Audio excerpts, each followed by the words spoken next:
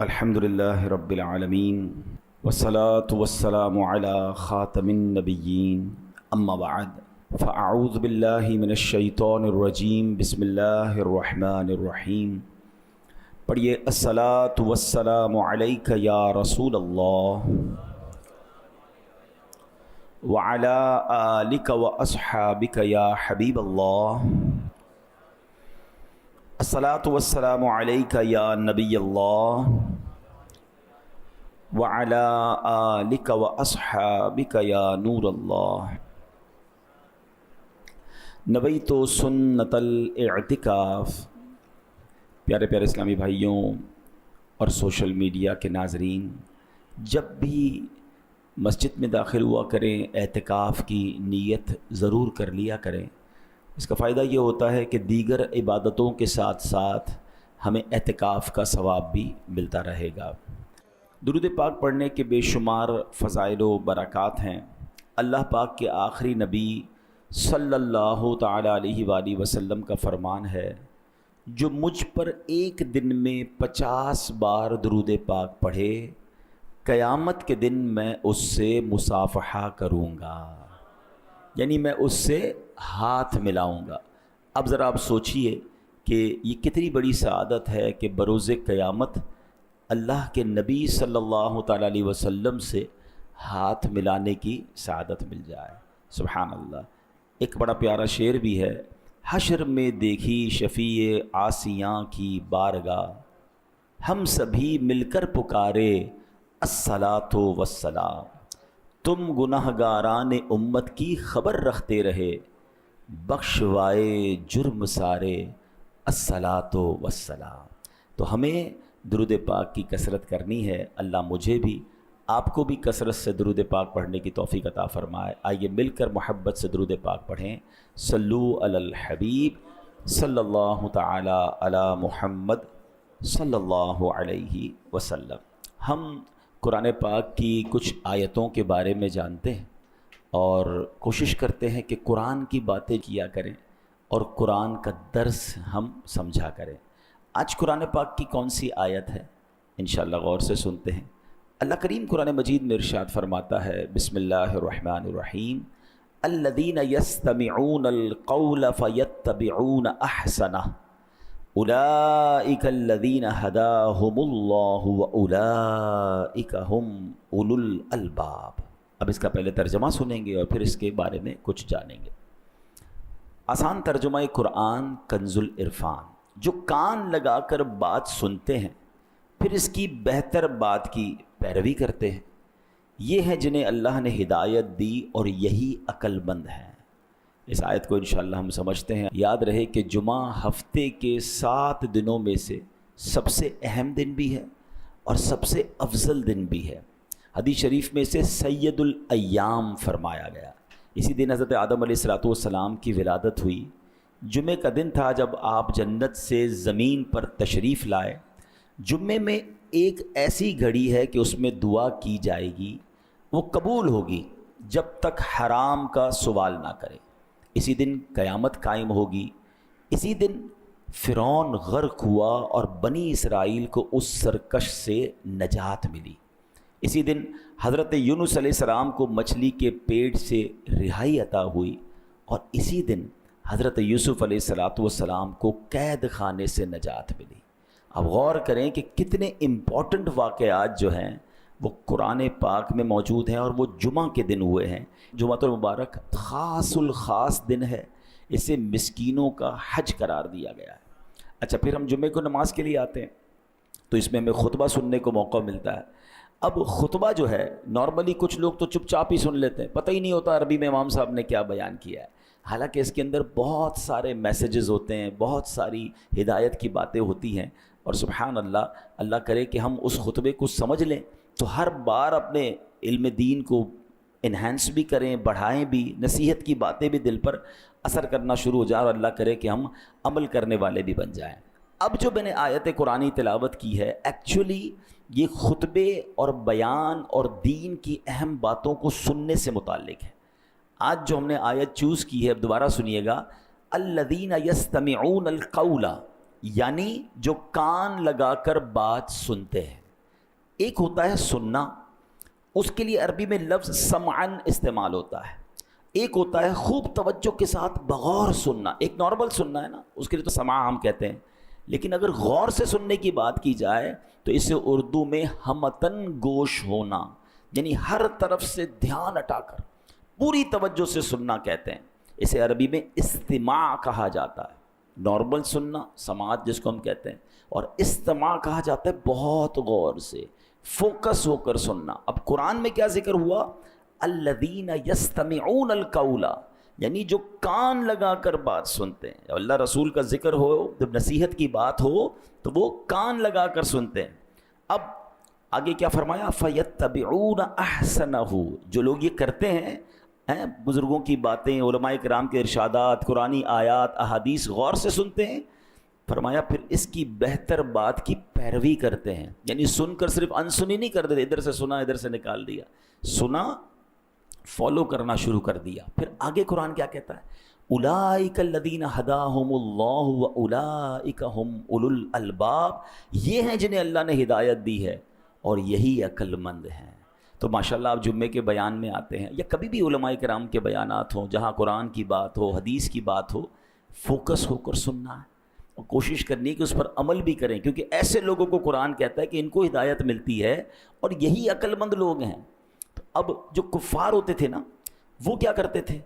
وہ بھی اللہ رسول کی جب باتیں ہوتی تھیں تو آتے تھے، منافقین ہوتے تھے بعض، وہ انسنی کرتے تھے، اس کو مذاق میں اڑاتے تھے، اس کو فوکس نہیں کرتے تھے. قرآن کہتا ہے ما یأتیہم من ذکر من ربہم محدث الا استمعوہ وہم یلعبون، جب ان کے پاس ان کے رب کی طرف سے کوئی نصیحت آتی ہے تو اسے کھیلتے ہوئے سنتے ہیں. اب آج بھی کیا ہوتا ہے؟ بیان ہو رہا ہے، لوگ موبائل میں لگے ہوئے ہیں، کچھ لوگ قالین سے کھیلتے رہیں گے، چٹائیاں مسجد میں ہو تو چٹائیوں کے دھاگے نکالتے رہیں گے. یعنی اللہ رسول کی بات سننے آئے اور ٹائم اپنا یا تو گفتگو کرتے رہیں گے. تو یہ بالکل درست نہیں ہے، اور یہ کفار کی اور منافقین کی نشانی قرآن میں بیان ہوئی ہے. تو اللہ کرے کہ ہم ایمان والوں کا جو وصف ہے اس کو اپنائیں کہ جب بھی اللہ رسول کی بات ہو، قرآن و حدیث کی بات ہو تو فوکس ہو کر سنیں. اچھا، اب صحابہ کرام علیہ رضوان نبی پاک علیہ السلام کا خطبہ، نبی پاک کا بیان کیسے سنتے تھے؟ کہ روایت میں ہے کہ اذا تکلم اطرق جلساؤہ کانما علی رؤوسہم الطیر، یعنی جب سرکار دو عالم صلی اللہ تعالیٰ علیہ وسلم کلام فرماتے تو صحابہ کرام گردنیں جھکا کر خاموش بیٹھ جاتے. حالت یہ ہوتی گویا ان کے سروں پر پرندے بیٹھے ہوئے ہیں. اب آپ سمجھتے پرندہ ذرا سی حرکت سے اڑ جاتا ہے. آپ اپنے ہاتھ پہ بھی کبھی ببل تو بیٹھتا نہیں، بیٹھ جائے تو ذرا سا ہاتھ لے گا وہ اڑ جائے گا، ذرا سی آہٹ ہوگی تو اڑ جائے گا. یعنی صحابہ سرکار دو عالم علیہ السلام جب بیان فرماتے تو وہ اتنی توجہ کے ساتھ اتنا فوکس ہو کر بیٹھتے تھے کہ اگر پرندہ بھی سر پر بیٹھ جائے تو وہ بھی اڑے نہ، اس کو بھی لگے کہ کوئی آبجیکٹ ایسا ہے جو ہلنے والا نہیں ہے. تو یہ انداز تھا نبی پاک علیہ السلام کا. صحابہ کس طرح خطبہ سنتے تھے، سبحان اللہ. اور پیارے آقا کی بات پر عمل کیسے کرتے تھے؟ ایک بار نبی پاک علیہ السلام خطبہ ارشاد فرما رہے تھے اور آپ نے فرمایا اجلسو، بیٹھ جاؤ. اللہ کریم نے نبی پاک کی آواز کو ایک اور کمال یہ عطا فرمایا تھا، یہ بھی معجزہ ہے صلی اللہ تعالیٰ علیہ وسلم، کہ آج مائک لگانے کی ضرورت پڑتی ہے نا پیچھے آواز پہنچانے کے لیے. اس زمانے میں تو مائک نہیں تھا. تو سبحان اللہ، مسجد نبوی میں جتنے لوگ ہوتے تھے سب کو ویسے ہی آواز سنائی دیتی تھی جیسے قریب والے کو سنائی دیتی تھی. اچھا، صرف مسجد نبوی میں نہیں، چلیں آپ ہو سکتا ہے کہیں کہ جناب اس زمانے میں تو چند لوگ ہوتے تھے. حجۃ الوداع کے موقع پر، جب حجۃ الوداع کے موقع پر عرفات کے میدان میں 1,24,000 صحابہ موجود تھے، تب بھی نبی پاک نے جو خطبہ دیا سب کو پراپر اور یکساں آواز پہنچ رہی تھی. کلام مصطفیٰ صلی اللہ تعالیٰ علیہ وسلم کا یہ معجزہ. تو ایک بار نبی پاک نے خطبے میں فرمایا اجلسو، بیٹھ جاؤ. تو حضرت عبداللہ ابن مسعود جو ابھی مسجد میں داخل ہی ہوئے تھے، جیسے ہی نبی پاک کا جملہ سنا وہیں بیٹھ گئے. سبحان اللہ، یعنی فوراً سنتے بھی تھے اور اس پر عمل بھی کرتے تھے. ہم میں سے بہت سارے ایسے لوگ یہاں ہیں جو شاید ہر جمعے آتے ہیں اور ہر جمعے ہی بیان سنتے ہیں. کوشش بھی کیا کریں کہ توجہ سے سنا کریں، لیکن اس پر کچھ نہ کچھ عمل بھی شروع کر دیں. تو انشاءاللہ یہ جو قرآن کی آیت میں انعام اعلان ہوا ہے نا، کہ وہ لوگ سنتے بھی ہیں کان لگا کر، عمل بھی کرتے ہیں اور یہی وہ لوگ ہیں جو ہدایت والے ہیں اور عقل مند ہیں. تو اللہ کرے کہ ہم ان لوگوں میں شامل ہو جائیں. اچھا، اب ہم جمعے کے خطبے کو اسپیشلی تھوڑا سا ڈسکس کرتے ہیں. ایک بڑی پیاری حدیث ہے، حضرت ابو ہریرہ رضی اللہ تعالیٰ عنہ اس کے راوی ہیں. سرکار دو عالم علیہ الصلوۃ والسلام نے فرمایا اذا کان یوم الجمعۃ فاغتسل الرجل، فرمایا جب جمعے کا دن ہو تو بندہ غسل کرے، وغسل رأسہ، اپنے سر کو دھوئے، پھر فرمایا ثم تطیب من اطیب طیبہ، پھر بہترین خوشبو لگائے، یعنی جو اس کے پاس خوشبو ہے اس میں سے بہترین خوشبو لگائے. پھر فرمایا ولبس من صالح ثیابہ، اور پھر فرمایا اچھے کپڑے پہنے. ثم خرج الی الصلاۃ، پھر نماز جمعہ کے لیے وہ نکلے گھر سے، حاضر ہو جائے. سبحان اللہ. اور پھر فرمایا ولم یفرق بین اثنین، دو بندوں کے درمیان سے نہ گزرے. اب اس میں بھی ایک چیز کیا ہوتی ہے کہ بعض اوقات نمازی بیٹھے ہوتے ہیں، لوگ گزر کر بیچ سے کاندھے ٹاپ کر آ رہے ہوتے ہیں. یہ نہ کیا کریں، کیونکہ آپ بہت سارے لوگوں کو ڈسٹرب کر رہے ہوتے ہیں. اور حدیث میں بھی یہ ذکر آیا کہ دو بندوں کے درمیان سے نہ گزرے. جدھر جگہ ملتی ہے بیٹھ جائے، وہ الگ بات ہے، جب نماز کا وقت شروع ہوگا تو صفیں درست ہو جائیں گی. لیکن بعض لوگ سب کو اوپر سے کاندھے پھلانگتے ہوئے آ رہے ہوتے ہیں. جتنوں کو کاندھا آپ پھلانگیں گے ان کا بیان سننا ڈسٹرب ہو جائے گا. اور جب شریعت کی بات ہو رہی ہوتی ہے نا، اس میں ایک احتیاط اس لیے کرنی ہوتی ہے کہ کبھی جائز کو وہ ناجائز نہ سمجھ جائے، حلال کو وہ حرام نہ سمجھ جائے، کیونکہ آپ نے اس کے کاندھے سے جب آپ نے اوپر سے آنا ہے تو اس سے ڈسٹرب ہونا ہے اور وہ بیان کو مس کر جائے گا. تو حدیث میں کیا فرمایا؟ دو بندوں کے درمیان سے نہ گزرے. اور پھر فرمایا امام کا کلام پوری توجہ کے ساتھ سنے، اس کے جمعے سے جمعے تک کے گناہ بخش دیے جاتے ہیں. اس میں 3 دن کا مزید اضافہ ہے. غفر لہ من الجمعۃ الی الجمعہ وزیادۃ 3 ایام، یعنی گویا تقریباً 10 دن کے گناہ معاف ہو جاتے ہیں اگر بندہ یہ عمل کر لے. میں پھر ریپیٹ کر دیتا ہوں، کرنا کیا ہے؟ جمعے کے دن غسل کرنا ہے، بہترین خوشبو لگائیں، اچھے کپڑے پہنیں، پوری توجہ کے ساتھ نماز جمعہ کے لیے جب آئیں تو دو بندوں کے درمیان سے نہ گزریں. پھر فرمایا پوری توجہ کے ساتھ امام کا بیان خطبہ سنیں، اور پھر کیا ہوگا انشاءاللہ تقریباً 10 دن کے گناہ جو ہے وہ معاف کر دیے جائیں گے. تو یہ جمعہ کا دن بڑا کمال کا دن ہے. اور آپ دیکھیں حدیثوں میں بار بار خطبے کو غور سے سننے کا حکم ہے، بیان کو غور سے سننے کا حکم ہے. اللہ رسول کی جو بات ہو رہی ہے، قرآن و حدیث کی جو بات ہو رہی ہے، اس کو غور سے سننے کا حکم ہے.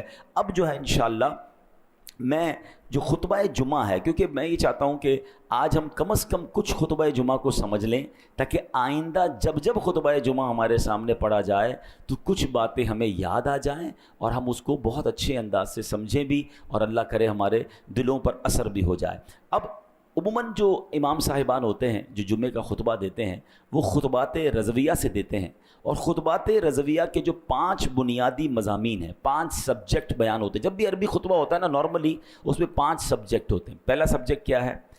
اللہ پاک کی حمد و ثنا اور پیارے آقا علیہ الصلوۃ والسلام پر درود پاک پڑھا جاتا ہے. دوسرا سبجیکٹ یہ ہے تقویٰ اور محبت رسول کی نصیحت کی جاتی ہے. تیسرا مکافات عمل، یعنی جیسا کرو گے ویسی بھرو گے، اس کا بیان کیا جاتا ہے. چوتھے نمبر پر خلفائے راشدین، صحابہ، اہل بیت کا ذکر خیر ہوتا ہے، ان کے لیے رحمت کی دعائیں ہوتی ہیں. اور 5واں ایک بڑی نصیحت بھری آیت کریمہ بھی ہمیں سنائی جاتی ہے. اب ان 5 سبجیکٹ کو میں انشاءاللہ ایک ایک کر کے بیان کرتا ہوں. آپ ذرا غور سے سنتے جائیں، آپ کو انشاءاللہ بہت کچھ اس میں سمجھ بھی آئے گا، اور اللہ کرے گا آئندہ بھی آپ اگر اس کو فوکس رکھیں گے تو آپ انشاءاللہ جمعے کے خطبے کو انجوائے بھی کریں گے اور اللہ نے چاہا انڈرسٹینڈ بھی کریں گے. ابتدا کیسے ہوتی ہے جمعے کی خطبے کی؟ الحمدللہ الذی فضل سیدنا و مولانا محمدا صلی اللہ تعالی علیہ وسلم علی العالمین جمیعا. یہ سنتے ہیں نا؟ ترجمہ کیا ہے؟ سب خوبیاں اللہ کو جس نے ہمارے سردار اور ہمارے مالک و مولا سرکار دو عالم علیہ الصلوۃ والسلام کو تمام جہانوں پر فضیلت بخشی ہے. یعنی اللہ کی حمد ہو رہی ہے، نبی پاک پر گویا درود بھیجا جا رہا ہے. اب اس کا کتنا پیارا انداز ہے کہ اللہ پاک کی حمد و ثنا بیان کی گئی ہے. یہ اعلیٰ حضرت امام اہل سنت کا نرالا اسلوب ہے جو آپ نے قرآن کریم سے سیکھا ہے. قرآن کریم میں اللہ پاک نے اپنا تعارف کیسے کروایا؟ فرمایا هو الذی ارسل رسولہ، وہی ہے جس نے اپنے رسول کو بھیجا. سبحان اللہ. تعارف کس کا کروانا ہے؟ اللہ پاک کا. فرمایا گیا اللہ وہ ہے جس نے رسول ذیشان رسول اکرم نبی محتشم صلی اللہ تعالیٰ علیہ وسلم کو رحمت کل جہاں بنا کر بھیجا. سبحان اللہ. یہی حمد کا انداز اعلیٰ حضرت نے استعمال کیا. الحمدللہ الذی فضل سیدنا و مولانا محمدن، یعنی تمام تعریفیں اس اللہ کو جس نے فضیلت بخشی ہمارے سردار اور ہمارے آقا جناب رسول اللہ صلی اللہ علیہ وسلم کو تمام عالم پر. سبحان اللہ. یعنی یہاں ایک اور عشق والی بات بھی سمجھ آ رہی ہے کہ رب اپنا تعارف بھی کیسے کروا رہا ہے. میں وہ اللہ ہوں جس نے زمین و آسمان بنائے؟ نہیں. میں وہ اللہ ہوں جس نے سارے جہان کو بنایا. اس آیت میں کیا فرمایا؟ هو الذی ارسل رسولہ، رب وہ ہے جس نے نبی پاک کو اپنا رسول بنا کر بھیجا ہے. محبوب و محب کا پیار نظر آ رہا. اعلیٰ حضرت نے یہی بات شعر میں بھی لکھی، وہی رب ہے جس نے تجھ کو ہم تن کرم بنایا، ہمیں بھیک مانگنے کو تیرا آستاں بتایا، تجھے حمد ہے خدایا، تجھے حمد ہے خدایا. اچھا اب خطبہ آگے چلتا ہے. خطبے میں کلمہ شہادت آتا ہے، واشهد ان لا الہ الا اللہ وحدہ لا شریک لہ واشهد ان سیدنا و مولانا محمدا عبدہ ورسولہ صلی اللہ تعالی علیہ وآلہ وصحبہ اجمعین. اب اس کا ترجمہ کیا ہے؟ میں گواہی دیتا ہوں کہ بے شک اللہ پاک کے سوا کوئی عبادت کے لائق نہیں، وہ اکیلا ہے، اس کا کوئی شریک نہیں. اور میں گواہی دیتا ہوں کہ بے شک ہمارے سردار اور ہمارے آقا محمد صلی اللہ تعالیٰ علیہ وسلم اللہ کے بندے اور اس کے رسول ہیں. ان پر، ان کے جملہ آل و اصحاب پر اللہ پاک درود و برکت اور سلام نازل فرمائے. اس کے بعد تقویٰ کی نصیحت شروع ہوتی ہے. نصیحت کیسی ہوتی ہے؟ فیا ایھا المؤمنون، اے ایمان والو، رحمنا و رحمکم اللہ، ہم پر اور تم پر اللہ پاک رحم فرمائے. اوصیکم و نفسی بتقوی اللہ عز و جل فی السر والاعلان، میں تمہیں اور اپنے آپ کو تنہائی میں اور لوگوں کے سامنے ہر جگہ اللہ پاک سے ڈرنے کی وصیت کرتا ہوں. تقویٰ کہتے ہیں اس کو ہیں، اکیلے میں بھی اللہ سے ڈرنا، فی السر والاعلان، لوگوں میں بھی اللہ سے ڈرنا ہے اور اکیلے میں بھی اللہ سے ڈرنا ہے. یاد رکھیے ایسی نصیحت ہے کہ ایک مرتبہ کسی مرید نے اپنے پیر صاحب کی خدمت میں عرض کی کہ عالی جان مجھے نصیحت کیجیے. پیر صاحب نے کہا کہ میں اللہ پاک کی وہ نصیحت کرتا ہوں جو اللہ پاک نے اگلے پچھلے تمام انسانوں کو کی ہے، یعنی قرآنی نصیحت فرمائی. اور قرآن کیا کہتا ہے؟ وَلَقَدْ وَصَّيْنَا الَّذِينَ أُوتُوا الْكِتَابَ مِن قَبْلِكُمْ وَإِيَّاكُمْ أَنِ اتَّقُوا اللَّهَ.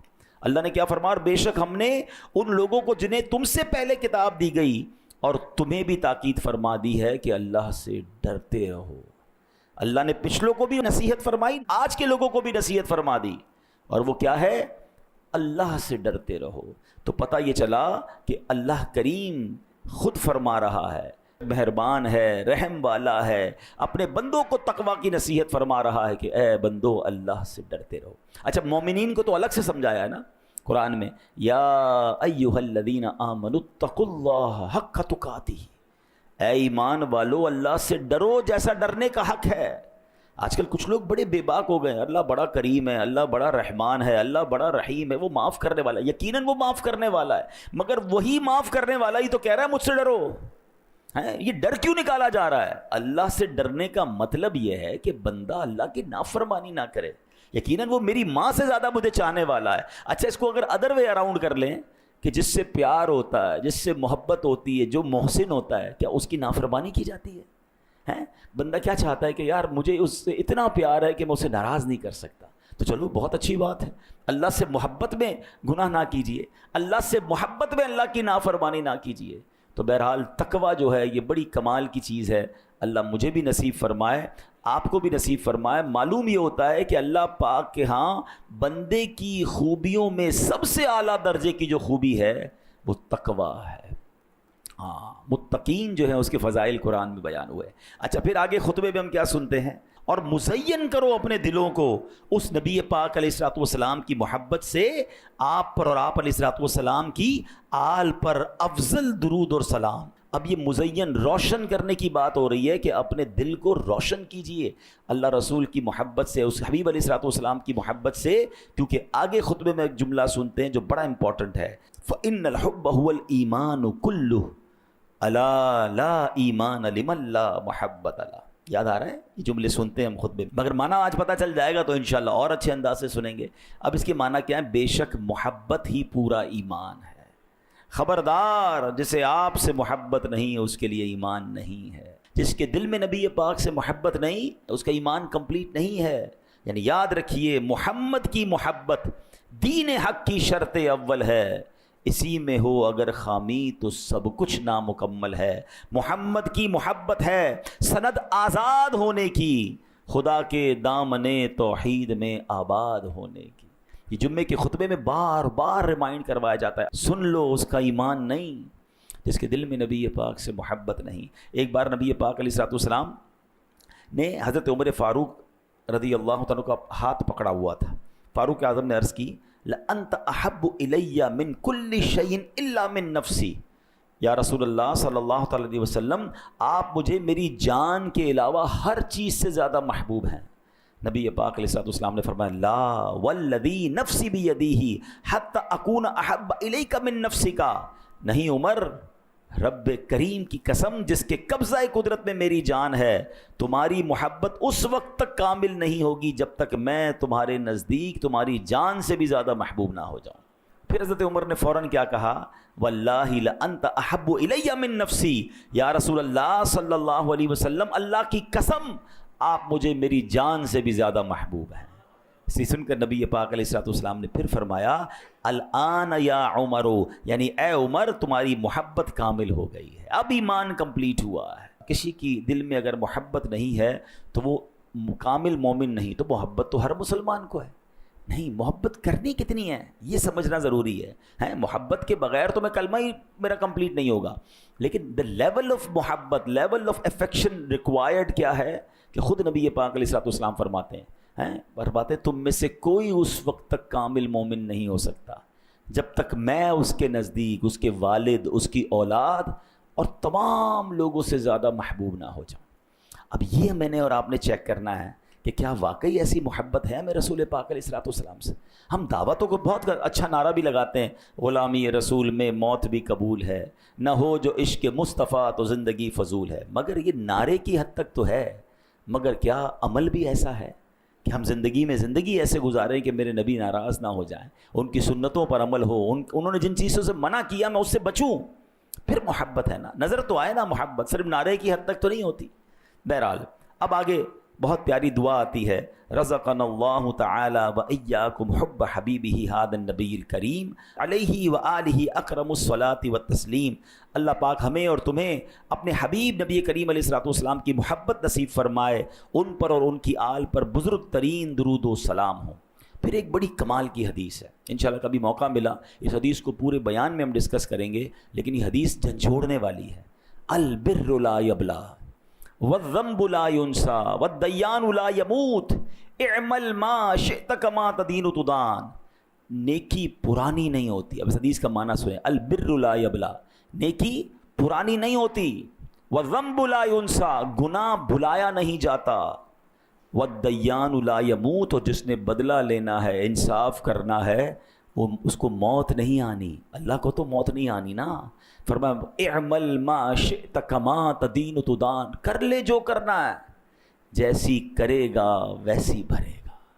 یقین کریں یہ ایک حدیث زندگی گزارنے کے لیے کافی ہے۔ اگر بندہ سمجھ جائے نا، انسان کہتا ہے یار میں نیکی کروں صلہ تو ملتا نہیں، بھائی آپ نیکی کرتے جائیں، یہ پرانی نہیں ہوگی، یہ اللہ کی بارگاہ میں لکھ دی گئی ہے، اللہ اجر دینے والا ہے، لوگوں سے اجر نہ مانگیں۔ البر لا یبلا، نیکی پرانی نہیں ہوتی، والذنب لا ينسى، گناہ بھلایا نہیں جاتا۔ میں اور آپ ہزاروں گناہ کر چکے ہوں گے جو بھول گئے، مگر کہیں لکھا ہوا ہے گناہ کرتے وقت یہ یاد رکھنا کہ آج تو لذت کے لیے کر رہا ہوں، مگر یہ کہیں لکھ دیا جائے گا، بھلایا نہیں جاتا۔ اور پھر جس نے فیصلہ کرنا ہے نا، جس نے ہمارا حساب کتاب کر کے جزا اور سزا کا اعلان فرمانا ہے، اس کو موت نہیں آنی، والدیان لا يموت۔ اور پھر آگے جس طرح کہا گیا نا، اعمل ما شئت کما تدین تدان، کر لے جو کرنا ہے، مگر جیسی کرے گا ویسی بھرے گا۔ یہ لائف میں جو بھی ہم کر کے جائیں گے نا، قبر میں سمجھ لیں اس کا رزلٹ کارڈ ملنا ہے۔ اچھی گزار کر جاؤ گے تو جنت کے مزے ہوں گے۔ آج بندہ کہتا ہے مجھے تو کوئی کچھ کہہ ہی نہیں سکتا، میری جو مرضی میں کر رہا ہوں، شراب پی رہا ہوں، بدکاری کر رہا ہوں، جوا کھیل رہا ہوں، حرام کما رہا ہوں، ظلم کر رہا ہوں، زیادتی کر رہا ہوں، میری تو جناب بڑی ٹور ہے، مجھے کون کچھ کہہ سکتا ہے؟ آج کوئی نہیں کہے گا اعمل ما شئت کما تدین تدان، کر لے جو کرنا ہے۔ نبی پاک نے پہلے ہی فرما دیا، مگر پھر جیسی کرے گا نا ویسی بھرے گا۔ جانا سب نے جنت میں ہے، مگر کام جنت والے کرنے کے لیے تیار کوئی نہیں ہے۔ جنت کی نعمتیں سب کو چاہیے۔ اعلیٰ حضرت کہتے ہیں نا، کام زندہ کے کیے اور ہمیں شوق گلزار ہے کیا ہونا ہے۔ جانا سب کو گلزار میں ہے، جنت میں، کام جہنم والے کرنے ہیں۔ تو آپ کبھی بھی ایسا نہیں ہو سکتا کہ سیب کا پودا لگائیں اور کہیں دعا کرو آم نکل آئے۔ تو لوگ کہیں بھائی بویا سیب ہے تو سیب نکلے گا نا۔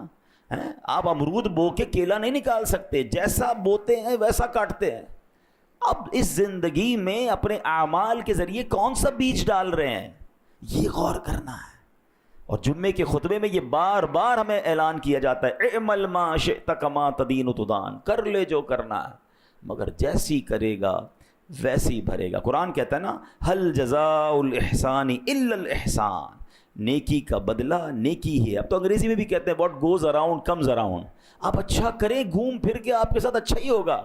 ہاں، بندہ کہتا ہے میں نے اس کو کھانا کھلایا مجھے تو اس نے کچھ نہیں دیا، یہ نہیں دے گا، اللہ نے دینا ہے۔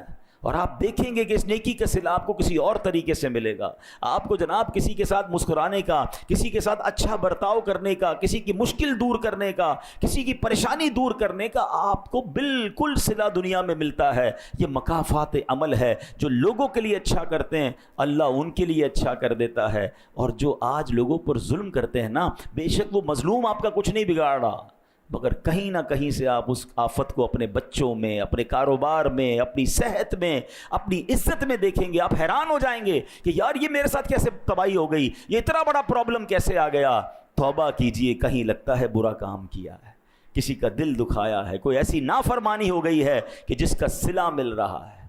تو ہمیں اچھے کام کرنے ہیں، لوگوں کا بھلا سوچنا ہے۔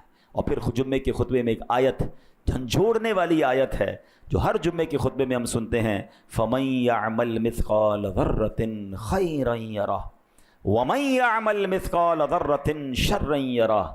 کیا ترجمہ ہے؟ تو جو ایک ذرہ بھر بھلائی کرے وہ اسے دیکھے گا، اور جو ایک ذرہ بھر برائی کرے وہ اسے دیکھے گا۔